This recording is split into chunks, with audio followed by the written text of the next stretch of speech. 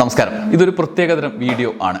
KSUവിൻ്റെ കരിങ്കുടി പ്രകടനവും അതിൻ്റെ തുടർച്ചയായി ആരോഗ്യമന്ത്രി വീണ ജോർജിന് പരിക്കേറ്റ സംഭവമൊക്കെ രാഷ്ട്രീയ ചർച്ചകൾ മുഴുകുകയാണ്. പുതുയുഗയാത്ര VD സതീശൻ ഇപ്പോൾ നയിക്കുന്നത് തന്നെ KSUവിൻ്റെ ആ അക്രമത്തെ ന്യായീകരിക്കാൻ വേണ്ടിയാണ് എന്ന് അദ്ദേഹത്തിൻ്റെ പ്രസ് മീറ്റ് കണ്ടാലും പ്രസംഗം കേട്ടാലും നമുക്ക് തോന്നും.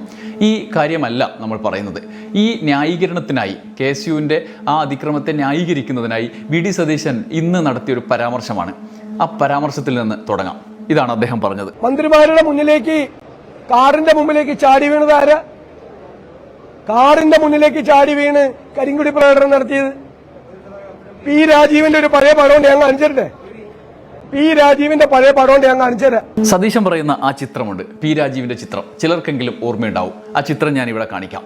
P. രാജീവ് നടത്തിയ ഒരു സമരവും അതിനെ തുടർന്ന് അദ്ദേഹത്തോട് പോലീസ് എടുത്ത സമീപനവും അദ്ദേഹത്തോട് പെരുമാറിയത് എങ്ങനെയാണ് എന്നുമൊക്കെ പല ഘട്ടത്തിൽ നമ്മൾ ചർച്ച ചെയ്തിട്ടുണ്ട്. ഒരുപക്ഷെ പുതിയ തലമുറ പല നിലയിൽ രാഷ്ട്രീയ ചർച്ചകളിൽ ഏർപ്പെടുമ്പോൾ അധികം അകലെയല്ലാത്ത ആ ഭൂതകാലത്തിൻ്റെ രാഷ്ട്രീയ സാഹചര്യം കൂടി ഒന്ന് ചർച്ച ചെയ്യുന്നത് കൗതുകരം കൂടിയായിരിക്കും. ഈ സാഹചര്യത്തിലാണ് അതുമായി ബന്ധപ്പെട്ടൊരു വിവരം പങ്കുവെക്കാം എന്ന് വിചാരിച്ചു വന്നത്. സതീശൻ പറഞ്ഞ, പരിഹാസത്തോടെ പറഞ്ഞ ആ P. രാജീവിൻ്റെ അന്നത്തെ സമരം എന്തായിരുന്നു?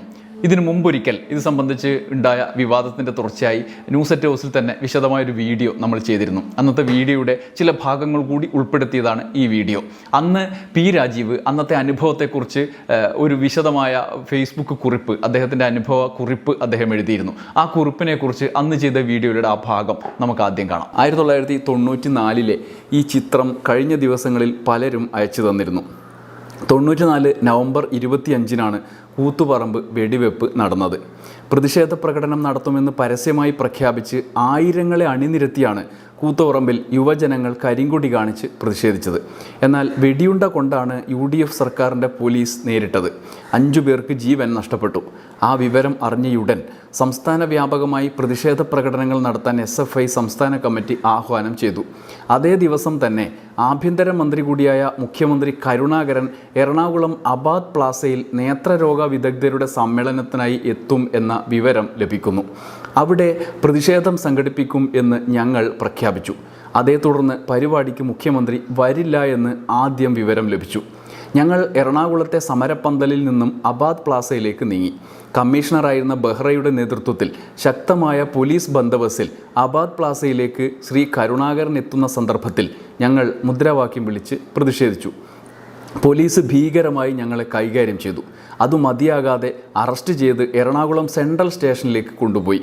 ആ ചിത്രമാണ് ഈ പങ്കുവച്ചിരിക്കുന്നത്. എന്നെയും DYFI ബ്ലോക്ക് സെക്രട്ടറി N. സതീഷിനെയും ജീപ്പിലേക്ക് കയറ്റുന്നത് കണ്ട് ഓടിയെത്തിയ 3 പേരെ കൂടി ജീപ്പിലേക്ക് കയറ്റി. അബുവും നാസറും വിദ്യാധരനുമായിരുന്നു അത്. സാധാരണ വിദ്യാർത്ഥി സമരങ്ങളിൽ പോലീസ് ലാത്തിച്ചാർജുകൾ ഉണ്ടാകാറുണ്ട്. അത് കഴിഞ്ഞാൽ ചിലപ്പോൾ അറസ്റ്റ് ചെയ്ത് കോടതിയിൽ ഹാജരാക്കും. പരിക്കുണ്ടെങ്കിൽ ആശുപത്രിയിലേക്ക് കൊണ്ടുപോകും. അന്ന് ഇത് രണ്ടും ഉണ്ടായില്ല. പകരം ജീവിതത്തിൽ ഒരിക്കലും മറക്കാനാകാത്ത അനുഭവമായിരുന്നു കാത്തിരുന്നത്. നേരം ഇരുട്ടി. അതുവരെ ഉണ്ടായിരുന്ന പോലീസ് മാറി. കമ്മീഷണറുടെ പ്രത്യേക സ്ക്വാഡ് സ്റ്റേഷനിലെത്തി. ഓരോരുത്തരെയായി ലോക്കപ്പിന് അടുത്തുള്ള മുറിയിലേക്ക് വിളിപ്പിച്ചു. എൻ്റെ ചുറ്റും ഒരു സംഘം വളഞ്ഞു നിന്ന് ഇടിക്കാൻ തുടങ്ങി.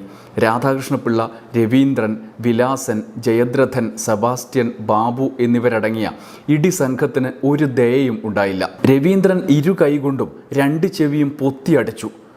ഡയഫ്രത്തിനുണ്ടായ മുറിവ് മാറാൻ പിന്നെ ഏറെ കാലമെടുത്തു. തുണിയിൽ പൊതിഞ്ഞ കതിനക്കുറ്റി വെച്ചായിരുന്നു ബാബുവിൻ്റെ പ്രയോഗം.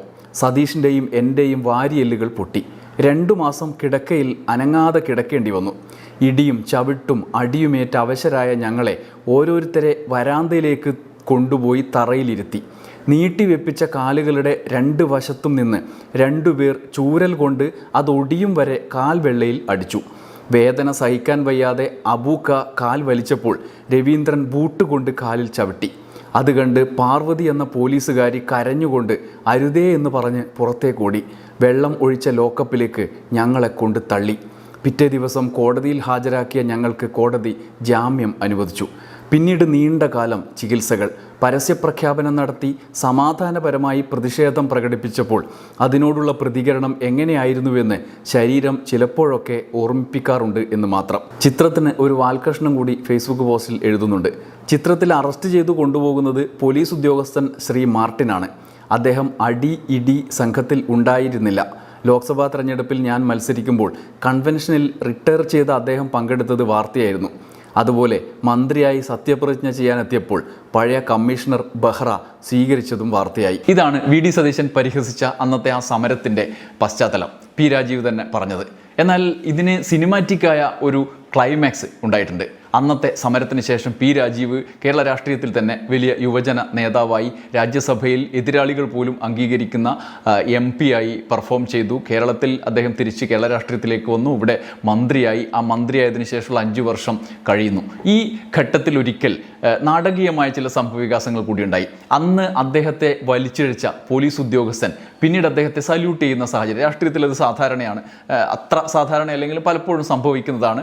രാഷ്ട്രീയ സമരങ്ങളുടെയൊക്കെ ഭാഗമായി എതിരായി നിൽക്കുന്ന പോലീസുകാർ പിന്നീട് അതേ നേതാവ് ഭരണത്തിൽ വരുമ്പോൾ സല്യൂട്ട് ചെയ്യുക എന്നുള്ളത്. എന്നാൽ ഇവിടെ അത് മാത്രമല്ല, അന്നത്തെ കാലത്ത് ഉണ്ടായിരുന്ന അന്നൊരു ചെറിയ ആളാണല്ലോ, യുവജന നേതാവാണല്ലോ പി രാജീവ്. അന്നത്തെ കാലത്ത് അദ്ദേഹത്തെ വലിച്ചിഴച്ച ആ പോലീസ് ഉദ്യോഗസ്ഥൻ പിന്നീട് അദ്ദേഹത്തിന് വേണ്ടി തെരഞ്ഞെടുപ്പ് പ്രചരണത്തിന് തന്നെ വരികയാണ്. ഈ കഴിഞ്ഞ നിയമസഭാ തെരഞ്ഞെടുപ്പിൽ കളമശ്ശേരിയിൽ അദ്ദേഹത്തിന് വേണ്ടി പ്രചരണത്തിന് വരികയാണ്. അന്ന് അദ്ദേഹത്തിന് വേണ്ടി പ്രചരണത്തിന് വന്ന ആ പോലീസ് ഉദ്യോഗസ്ഥനെ മുൻനിർത്തി മനോരമ പ്രസിദ്ധീകരിച്ച ഒരു കൗതുകകരവും അതേസമയം നമ്മളെ അത്ഭുതപ്പെടുത്തുന്നതുമായ ഒരു വാർത്തയുണ്ട്. ആ വാർത്തയെക്കുറിച്ച് അന്നത്തെ വീഡിയോയിൽ പറഞ്ഞ ഭാഗം കൂടി ഞാൻ കാണിക്കാം. MG റോഡിലെ ലീഡറുടെ U-ടേൺ എന്ന് പറഞ്ഞുകൊണ്ടാണ് കൂത്തുപറമ്പ് വെടിവെപ്പിന് പിന്നാലെ സംസ്ഥാനമെങ്ങും ഇടതു യുവജന സംഘടനകൾ മുഖ്യമന്ത്രി കരുണാകരനെതിരെ പ്രതിഷേധമുയർത്തിയ കാലം.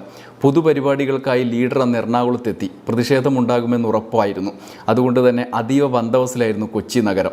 ഈ സമയത്ത് നടന്ന സംഭവങ്ങളെ വിശദീകരിച്ചുകൊണ്ട് ആണ് ആ വാർത്ത അല്ലെങ്കിൽ ആ ഫീച്ചർ മനോരമ എഴുതുന്നത്. അന്ന് ഇദ്ദേഹത്തെ കൊണ്ടുപോയ ആ മാർട്ടിൻ എന്ന ഉദ്യോഗസ്ഥൻ ഇന്ന് അദ്ദേഹത്തിൻ്റെ സദസ്സിൽ, തിരഞ്ഞെടുപ്പ് സദസ്സിൽ വന്നിരിക്കുന്നു, അദ്ദേഹത്തിന് പിന്തുണയുമായി വന്നിരിക്കുന്നു എന്നൊരു സ്റ്റോറിയായിരുന്നു അന്ന് മനോരമ പ്രസിദ്ധീകരിച്ചത്. ഇതിലേറ്റവും രസകരമായ കാര്യം, രാജീവ് തന്നെ പറയുന്ന പോലെ ഈ മാർട്ടിൻ അദ്ദേഹത്തെ ഇടിച്ചിട്ടില്ല. ഇടിച്ചത് വേറൊരു സംഘമാണ്. അതിനുശേഷമാണ് അദ്ദേഹം അവശനായി വല്ലാത്ത കോലത്തിലായത്. പ്രവർത്തകരെ കിണഞ്ഞ് പിന്തിരിപ്പിക്കാൻ ശ്രമിച്ച കാര്യം അദ്ദേഹം പറയുന്നുണ്ട്. അന്ന് ഹാർബർ CI ആയിരുന്നു മാർട്ടിൻ K. മാത്യു. അദ്ദേഹത്തിൻ്റെ നേതൃത്വത്തിലുള്ള പോലീസ് സംഘമാണ് പിന്തിരിപ്പിക്കാൻ ശ്രമിച്ചത്. രാജീവ് അടക്കം 5 or 6 പേർ പിന്മാറാതെ കൂട്ടാക്കാതെ റോഡിൽ കിടന്ന് ഇരിക്കുകയായിരുന്നു. അങ്ങനെ ഒടുവിൽ ലാത്തി ചാർജ് വേണ്ടിവരുമെന്ന നിലയെത്തിയെങ്കിലും അത് ചെയ്തില്ല. മാത്രമല്ല, കൂടുതൽ പോലീസ് ഉദ്യോഗസ്ഥരുടെ സഹായത്തോടെ രാജീവിനെയും സംഘത്തെയും അന്ന് പിന്തിരിപ്പിച്ച കാര്യവും മാർട്ടിൻ പറയുന്നുണ്ട് മനോരമയിൽ.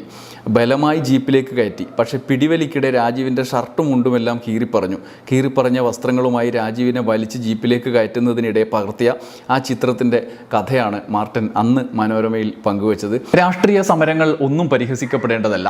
പക്ഷേ സമരങ്ങളുടെ ഭാഗമായി നമ്മുടെ കയ്യിൽ വീഴ്ച വരുമ്പോൾ രാഷ്ട്രീയ നേതൃത്വം അതിനെ തള്ളിപ്പറയുകയും സമരത്തിൻ്റെ പ്രാധാന്യം മുൻനിർത്തിക്കൊണ്ട് ആ സമരത്തിലേക്ക് കോൺസെൻട്രേറ്റ് ചെയ്യുക എന്നുള്ളത് സാധാരണയാണ്. എന്നാൽ കണ്ണൂരിൽ KSUവിൻ്റെ കരിങ്കൊടി പ്രകടനം എന്ന പേരിൽ 2 വിദ്യാർത്ഥികൾ വന്ന് കാണിച്ച അതിക്രമത്തിൻ്റെ തുടർച്ചയായി നമ്മുടെ ആരോഗ്യമന്ത്രിക്ക് പരിക്കേൽക്കുകയും അതിൻ്റെ തുടർച്ചയായിട്ടുള്ള ചർച്ചകളിലേക്ക് മുഴുകുകയും ചെയ്തു. അത് പരിഹസിച്ചുകൊണ്ട് പ്രതിപക്ഷവും മുഖ്യധാരാ മാധ്യമങ്ങളും സമീപിക്കുന്നത് നമ്മൾ കാണുന്നുണ്ട്. അതിൻ്റെ ശേഷം ഇപ്പോൾ പുതുയുഗയാത്ര മുഴുവൻ ന്യായീകരണത്തിന് വേണ്ടി സമയം ചെലവഴിക്കുകയാണ്. എന്താണ് മുദ്രാവാക്യം എന്നതിൽ നിന്നും മാറി സഞ്ചരിക്കുന്ന കാഴ്ചയെ നമുക്ക് കാണാം. പക്ഷേ ചരിത്രത്തിൽ അത്തരം സമരങ്ങൾ കൈവിട്ടു പോകുമ്പോഴൊക്കെ അതിനെ ന്യായീകരിച്ച് നിൽക്കുന്ന നേതൃത്വമല്ല വേണ്ടിയിരുന്നത്. അതേസമയം തന്നെ സമരത്തിൻ്റെ ഉദ്ദേശശുദ്ധിയും പ്രഖ്യാപിത സമരങ്ങളുടെ മുന്നോട്ട് പോക്കിനെയും അടിച്ചമർത്തുന്ന പോലീസും ഭരണകൂടവും ആ മട്ടിൽ വിമർശിക്കപ്പെടുകയും വേണം. ഇത് രണ്ടും തമ്മിലുള്ള ഒരു വൈരുദ്ധ്യമാണ് വി.ഡി. സതീശൻ എടുത്ത നിലപാടുകളിൽ നിറയെ ഉള്ളത്. അതുകൊണ്ടാണ് പി രാജീവിൻ്റെ ഈ ഭൂതകാലം കൂടി ഈ പരിഹാസത്തിൻ്റെ തുടർച്ചയായി കേൾപ്പിക്കാം എന്ന് വിചാരിച്ചത്. നന്ദി, നമസ്കാരം.